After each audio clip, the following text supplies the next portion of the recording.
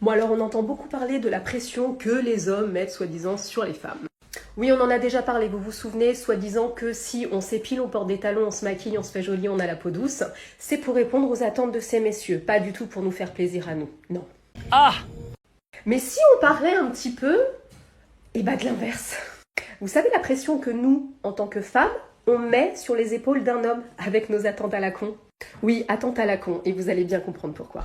Parce que quand une femme cherche un homme, parce que oui, la femme cherche un homme pour l'aimer aussi, mais surtout pour se sentir aimée, pour procréer et partager le loyer. Une femme? Mais bon, ça c'est un autre débat. Alors, quand femme cherche homme, elle cherche quoi? Bon, au-delà des clichés grand, intelligent, beau, alors intelligent oui, mais pas trop, faut quand même qu'il soit suffisamment naïf pour tomber dans nos filets, hein, attention, on n'est pas conne. Ce qu'il faut surtout, c'est qu'il soit fort. On demande à un homme d'être fort, physiquement et mentalement.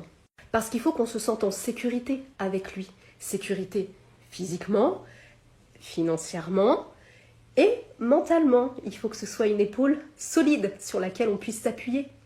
Donc faut pas qu'il soit trop sensible et trop romantique dès le départ, parce que sinon, ce pauvre monsieur, il va être friendzoné, direct. Non, parce que c'est bien connu, hein, les femmes elles attendent quoi? Un homme, un vrai, et un homme, ça pleure pas.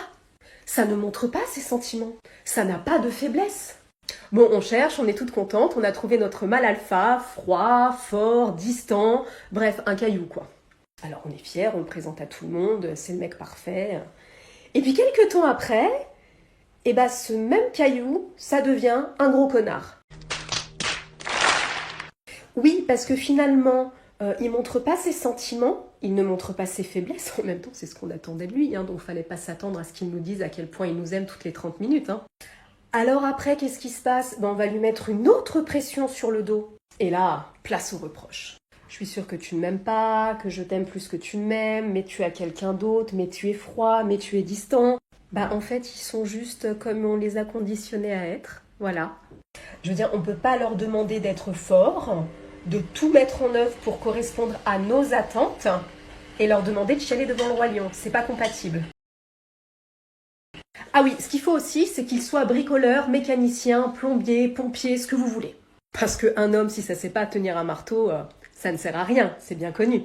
Donc, petit garçon, on leur apprend à bricoler, et plus tard, on leur reproche de ne pas savoir cuisiner.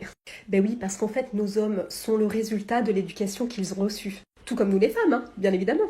Et l'éducation, on la base sur quoi? Sur les valeurs de chacun, et les valeurs de chacun, on les base sur les attentes de la société.